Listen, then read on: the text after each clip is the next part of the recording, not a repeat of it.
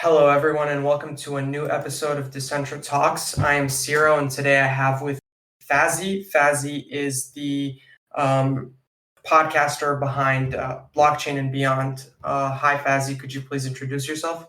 Oh yeah, hi everybody. Hope you're all doing well. My name is Farzan. Fazzy is sort of my online nickname that I go by on some servers.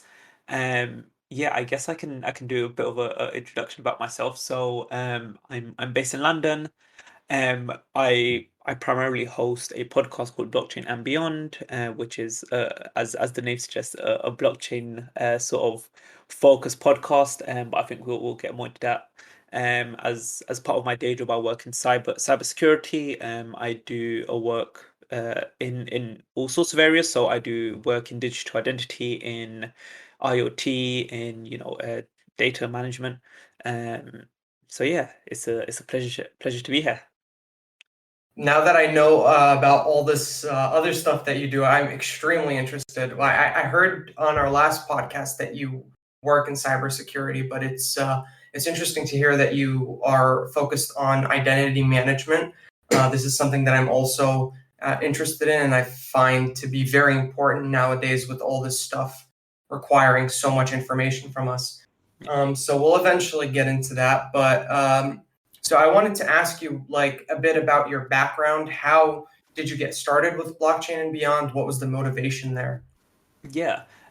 So with blockchain and beyond, it sort of started late last year, about just over a year ago, where I had over the past few years I had sort of developed an interest in blockchain. And before that, so I initially came across blockchain as a technology space.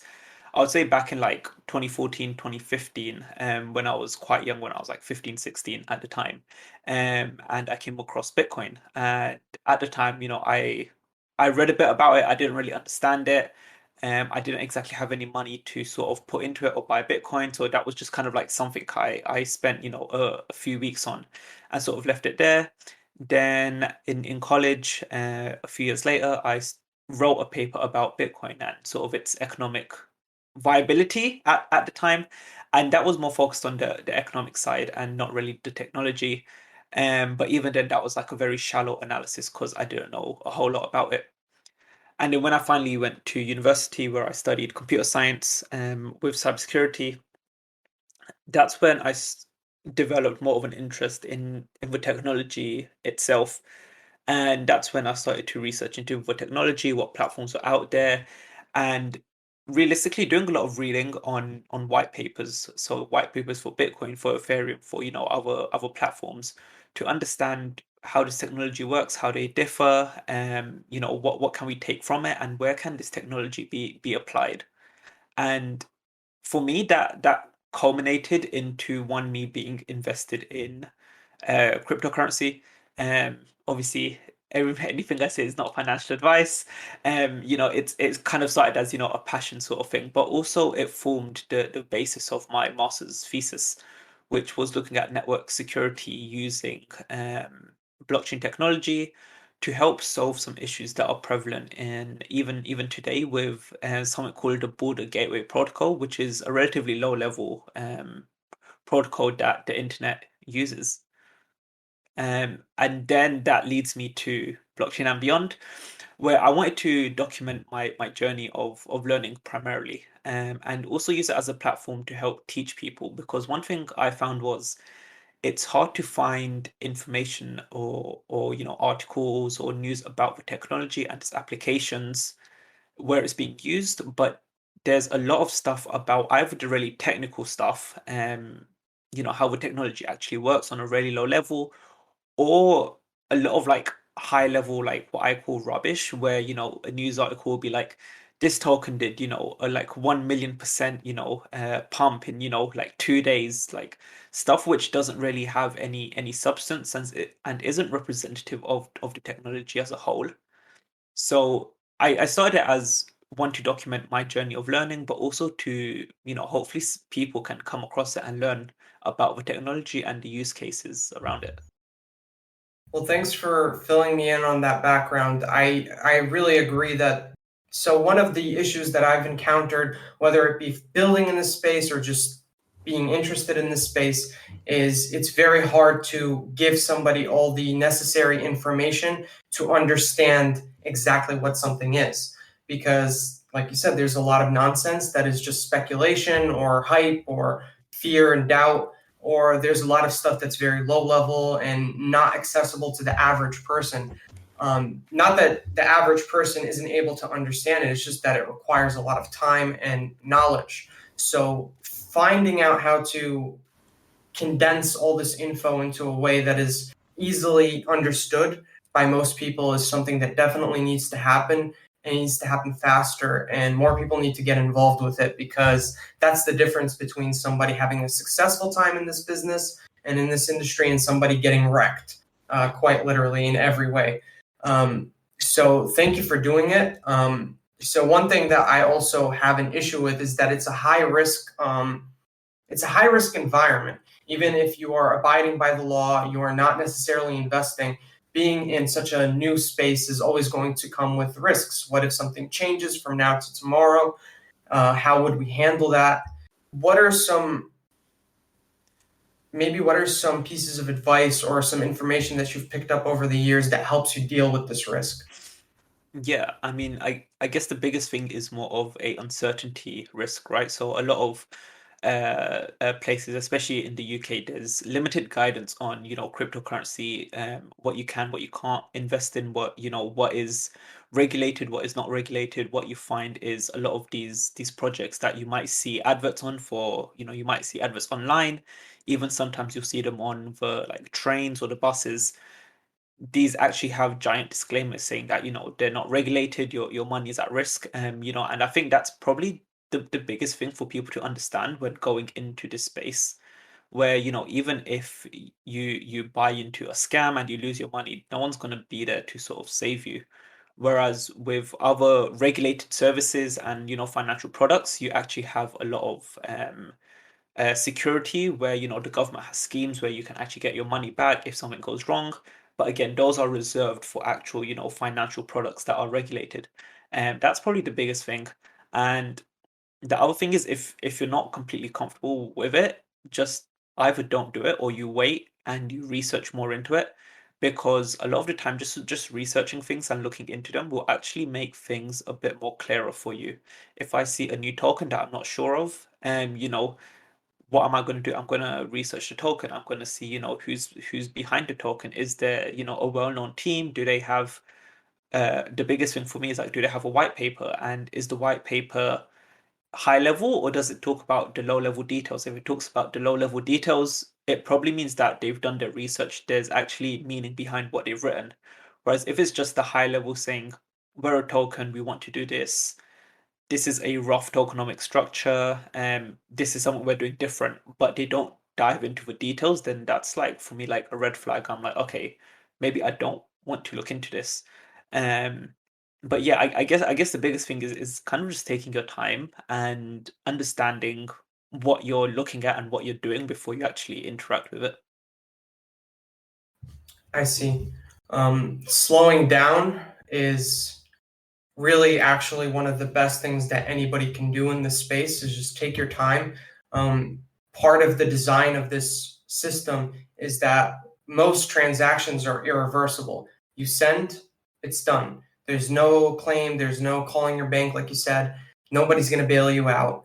And this is to be expected. This has probably happened before in the traditional finance system, but now that it's consolidated and it's integrated into society at large, there are a bunch of schemes, like you said, like in America we have the FICC.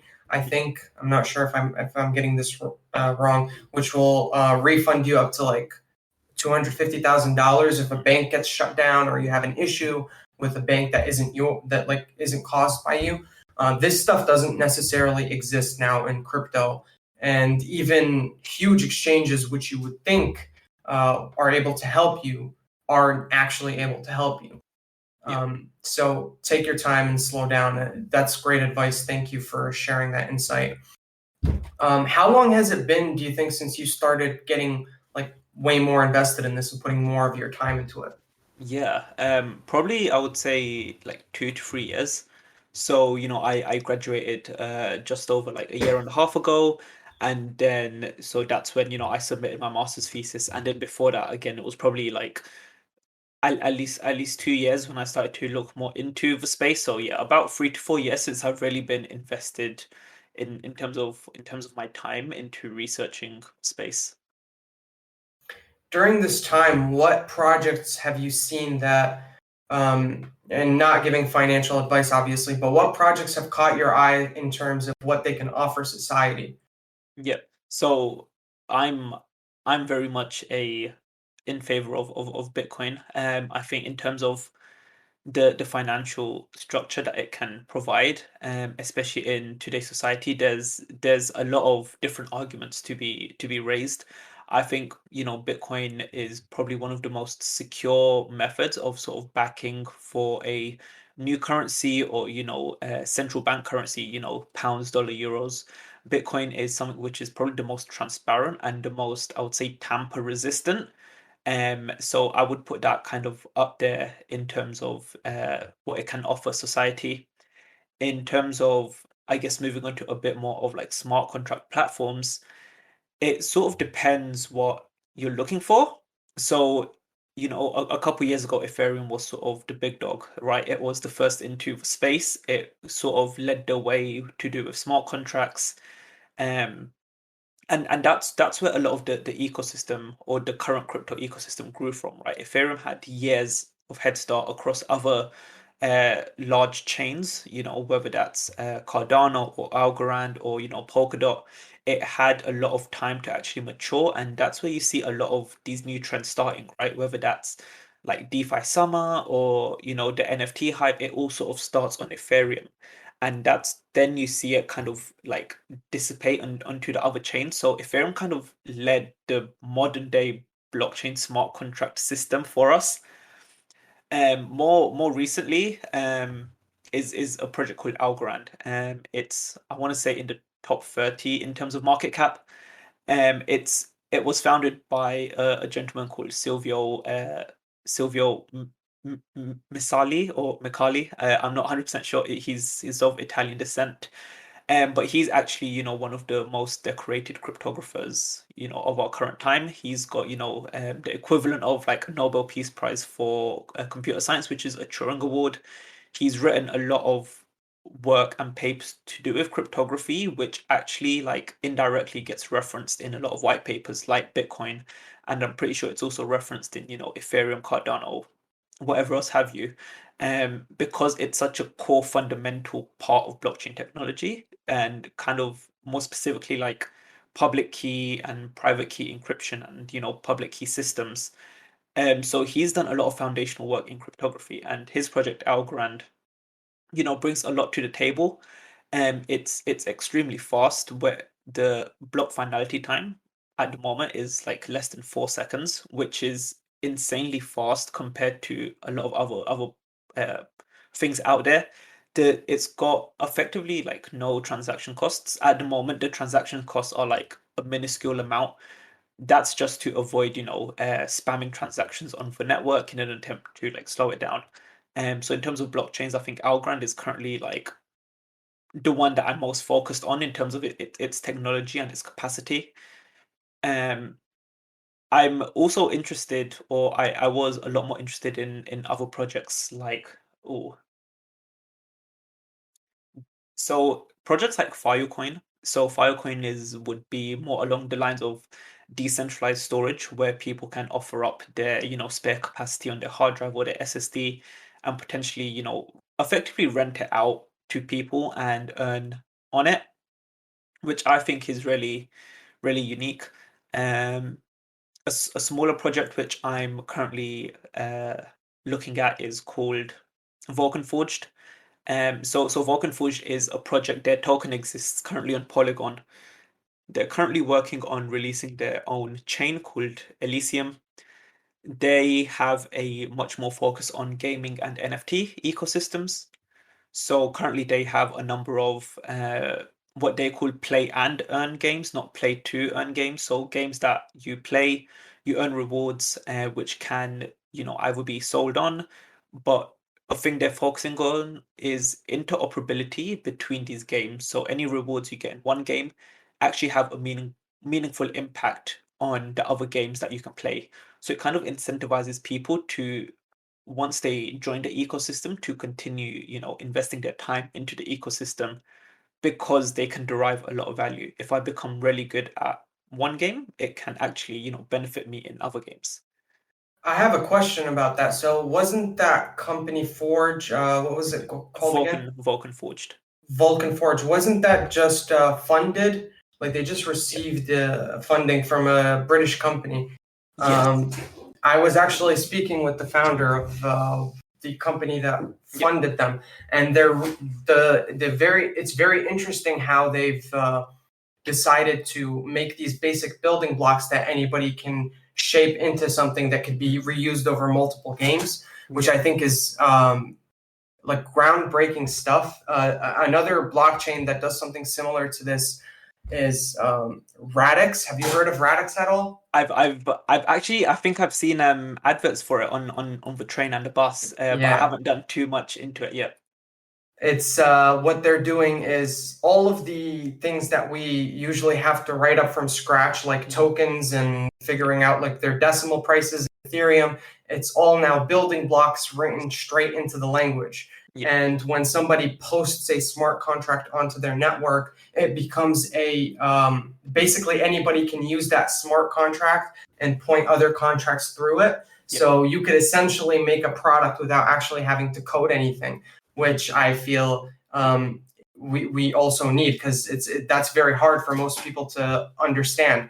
I think that blockchain technology can benefit a lot of businesses, like with small things. It's a vending machine. That's an example that's used a lot. You give it an input, it gives you an output, and it works like that. And a Yeah. bunch of businesses would benefit if they had direct access to this without having to find developers or like the right, very detailed technical stuff. Mhm.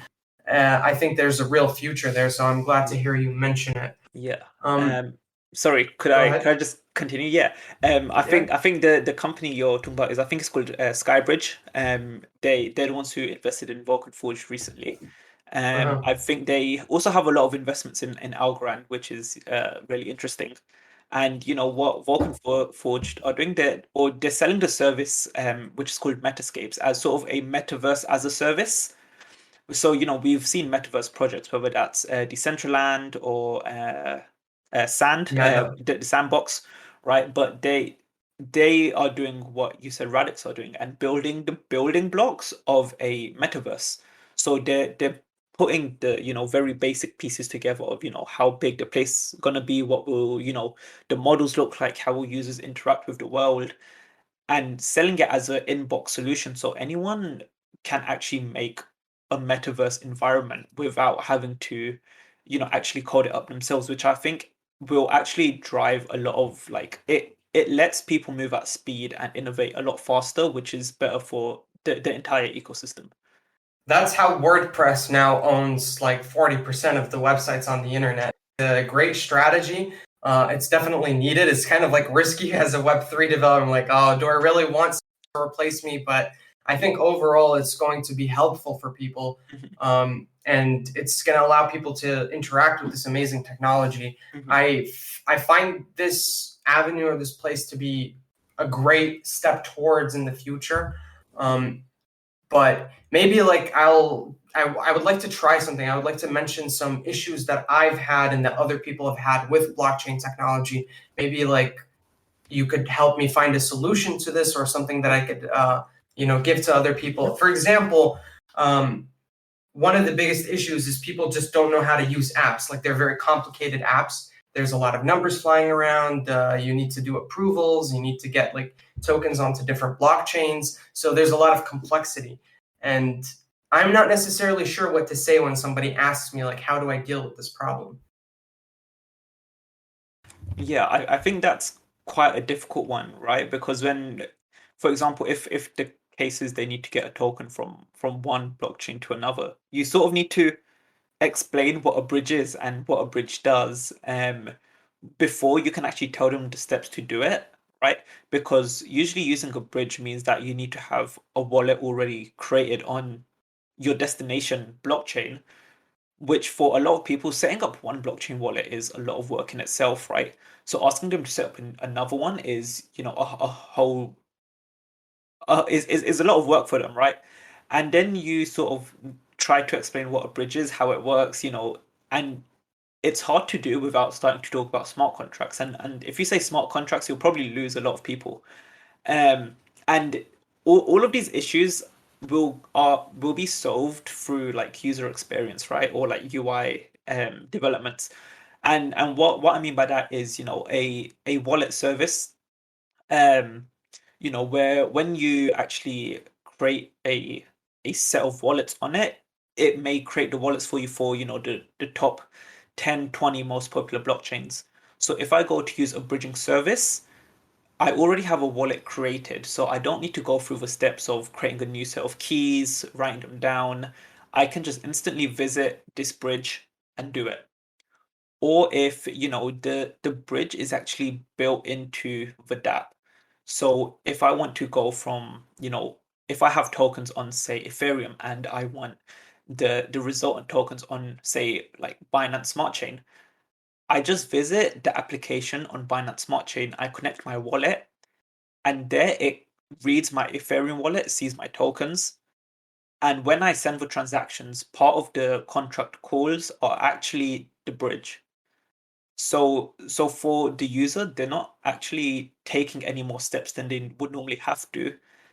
All of that work is sort of integrated into the background, and I think that that's probably the best way, or a major shift in using blockchain, which will probably hopefully help adoption a lot more. I've seen that over the. Maybe I shouldn't be sharing this. I use all the wallets that are, like own your own wallet, but my Yeah. favorite is MetaMask. And I've noticed that with MetaMask, they have consistently been improving this process. For example, if you make a wallet on Polygon, it will automatically, like you said, make the wallets on Ethereum and Arbitrum and everything. So you can easily bridge tokens in and out without having to struggle too much. And I would, if I had to think of anything, I would say that we should figure out how to break our services down into like microservices where you go, you do one single thing, and that's it. And then if you want to do something else, you go somewhere else. This would really help, like you said, reduce that complexity, Yeah. simplify the UI building process for the developers, and I think that would go leagues in actually getting us somewhere because I think the number one reason why we don't have more users is because it's too complicated. It's Yeah. just too much, too many back-end developers building products, not enough front-end, like UX people. So hopefully that changes soon. Yeah. I want to talk to you. I'm really interested in the cybersecurity aspect of your career. I want to talk to you a little bit about your personal information, my personal information. How do we protect it on the internet? That's a big one, right? I mean, and as scary as it sounds, currently we probably don't own most of our data. Most of us will use Google. Most of us will use Facebook, Twitter, Instagram. And whenever we sign up for a new website, whether that's something like Twitch or YouTube or Netflix, I don't use many. I don't use Netflix or Twitch often, but I'm presuming they have a button that says sign in with Google or sign in with Facebook or sign in with Twitter. And when you do that, you you instantly give up a lot of your information to both parties. So Google can see what information you're giving up to Twitch, and Twitch can see that, hey, this person's connected to Google. And over time, you sort of build up these connections with these websites. So Google can actually see that, hey, this person frequently visits all of these websites and doesn't really use those websites. And that means most of your information is gone. And Google can actually, there's a page where not only can you access your data on Google, but also they have a page that actually shows you the assumptions that they have about you in sort of like small graphical like pages. So they'll have like a little picture of like a game controller, and they'll say you enjoy like video games. You perhaps enjoy these types of video games. They'll have information. They'll say we think you are between the ages of X and Y. So they actually show you what they think you are. So when I checked it, they say you like rock and metal music, which was true a number of years back when I listened to it more often. But what you can also do there is actually you can delete that box. So you can say, no, this isn't me anymore. So that actually influences the algorithm. So whenever they show you adverts, the adverts will hopefully be more relevant to actually what you are now. And I think that's a big thing. So people are more data conscious now. People care more about who has their information and how it's being used. We've seen that in, the change in regulations. So GDPR being probably the biggest one in recent years, which was again still quite a number of years ago, but it's still quite impactful where, end users have a right to request and delete and amend their data that these websites collect from you. Um, and that applies to any website which functions in the EU, which most websites do. So most websites now have this duty. So even if you're in the US or in Asia, you can actually request you for your information and request for it to be deleted. But in terms of how we actually protect our data, you sort of need to build it from the ground up. We need to start using services that have less of a focus on taking our data and more on privacy. So whether that's using different browsers like a Tor browser, a, a Tor browser can, still let you access YouTube and Google. But the way it works in the back end, anonymizes your traffic to an extent. So YouTube doesn't know where you're originally came from, so where the source of the information is. But at the same time, if you're using YouTube and you sign in with your Google account, YouTube knows who you are. So then the next step is to have an email account or an email service which isn't gathering as much data. And the most popular one nowadays, I think, is called Proton Mail, where they have a lot of privacy features. And You then if know, it, yeah, Sorry to cut you off no because worries. all of this is really good advice.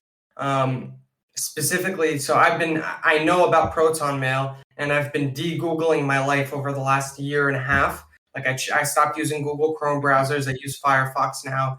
I stopped using Google as a search engine and use different search engines. And it's a process because Google is very intertwined with everything that we do. Maps, delivery, because every delivery app you use also uses Maps, which uses Google, which has your information, and Mhm. this chain it goes pretty deep into every part of your life. So I think that the one thing I would like to add is take this as a step-by-step process instead of one of the biggest complaints people make is that, oh, well, what's the point now? They already have all of our data. Well, they already have all your past data. Do they need all your future data as well? Are you just giving up because there's a lot that they have on you?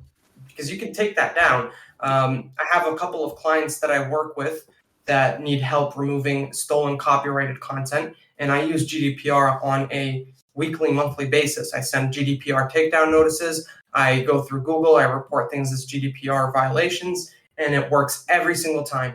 Anybody can do it. Doesn't matter where you're from, and it'll work. And you can make money off of this. You can also like protect yourself using this. So that's great advice. Are you somebody that uses Google often, or are you one of the people that has tried to do this whole de-Google process? Yeah, no, I mean I am still someone who uses Google quite a lot. Um, it's something I've been considering a lot more about de-Googling my life, but also disconnecting from a lot of blockchain and crypto potent like services or exchanges. So a lot of exchanges require you to KYC yourself, right? So you need to give them identification where you live, so on and so forth. And Coinbase is one of them, for example. So I use Coinbase for a number of my purchases, which I then take off Coinbase. But that means Coinbase knows my wallets. Coinbase knows if they know my wallet, they can effectively trace all my transactions.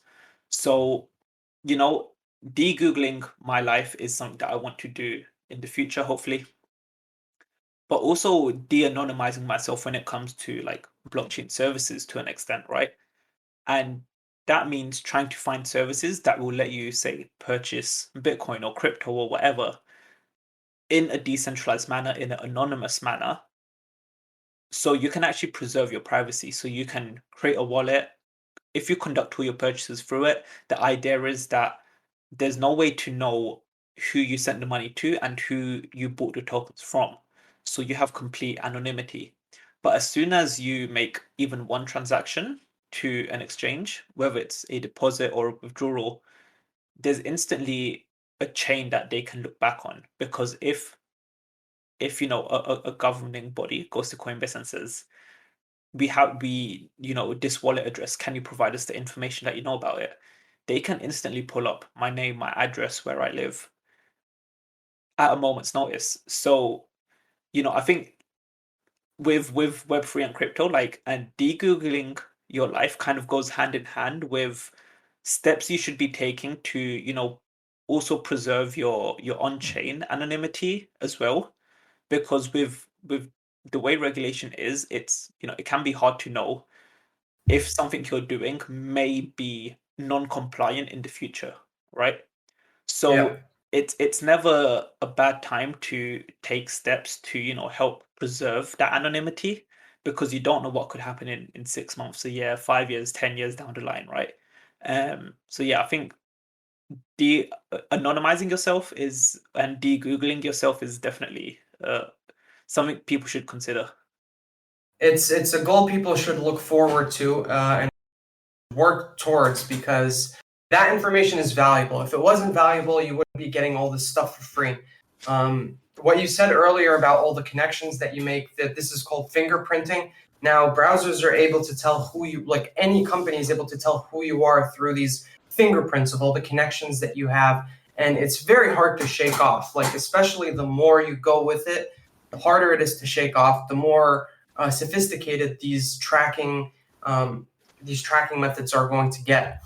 With the on-chain stuff, this is advice that I need to take. I try to live my life in a transparent way, despite working in a decentralized finance and crypto, because I feel that at this point in time, being anonymous, as important as it is also a risk for your own safety in terms of the government, in terms of the people that know how this stuff works. Mhm. So the approach I've been taking is just to let everything air out and just declare everything all the time. Yeah. But that's exhausting. And just like cash allows you to transact privately, so should the future of finance. We should be able to transact in a private way without being considered terrorists, drug dealers, or whatever it is. Sometimes I want to send money to my brother. Sometimes I want to send money to a charity, and I don't want people to know about that. And that should be within my rights.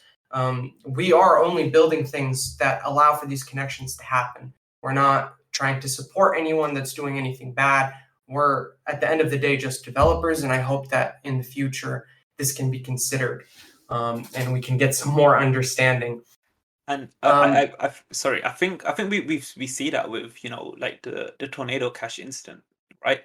Where wallets that have been using it are now, not compliant with regulation, and people started dusting wallets to, make uh, a wallet of like crypto influencers or famous people again non-compliant, right? So this is a case where we've seen a piece of regulation come in, which basically makes anything you've done in the past a problem for you now, even if your intention was genuine, right? So I believe, everyone has a right to privacy. And one use case of Tornado Cash was to, if I wanted to donate to a charity's wallet anonymously, I could use Tornado Cash to do that without anyone knowing who I'm actually sending it to. But if you make the code non-compliant, you strip away that right from people. And yes, there will be people who use it for money laundering and drug dealing, but that's in any monetary system. In cash, in using our bank accounts, people still uh, do things which are considered illegal. So saying the excuse doesn't add up that criminals can use crypto, but criminals also use banks and cash and whatever else have you. So yeah, there's a lot of mismatch in between what is said and what is expected. I hope for my fellow developers out there that we can make it more clear in our work that this is not intended to be used to launder money, provide money to people that are doing harmful things, because I don't think, like, 95% of us do not have these intentions, and the other 5%, they will always have those intentions no matter what. I think we should take a bit more responsibility in explaining this to the people visiting these websites and using these services, both to protect the user, to protect ourselves, and to protect our governments, which, to be frank, like, working on any kind of technology creates this possible threat. Any technology can be used to hurt people, and it's not fully our responsibility, but we should figure out how to minimize that damage. So I just don't like seeing people that built Tornado Cash going to prison while they're in Europe on vacation, and getting all of their information removed off of GitHub. It seems to me like that's a bit excessive in a response, even though a response probably is warranted at that point. Yep. Another question, and I'm really conscious of your time, so joining and doing this. What do you see the future of your podcast being? Do you have any guests that you're excited to have on? Is there anything you're working towards that people here might, get excited for? Yeah, I mean, in terms of like goals and what I want in the future, the intention was always to, help teach, educate, bring high quality news, about the technology. So, for me, it's more of if I can influence someone, or if I can teach someone, if I can teach someone something new, if I can make them aware of a technology which may be useful to them in whether it's their personal life or their professional life, then at the end of the day, I'm happy, right? And if my podcast, stays where it is and it doesn't become, if it doesn't blow up, I'm fine with that. If it does, then so be it. I'll take it as it comes. But in terms of what I'm excited for, what I really enjoy or what I enjoy is speaking with founders and people who are building projects. And I've spoken to, different projects. I've spoken to you and your work with Ricochet, and I've spoken to people working on NFT projects, NFT marketplaces, DeFi projects, lending protocols, decentralized exchanges. And I guess the sort of theme that I've picked up is that everyone wants to build good for the future. I've not spoken to any of these people who have said, I want to do something evil with what I'm doing. Everyone wants to make a system which is accessible to everyone, which is fair to everyone, which is transparent for everyone. And everyone has their own way of doing it.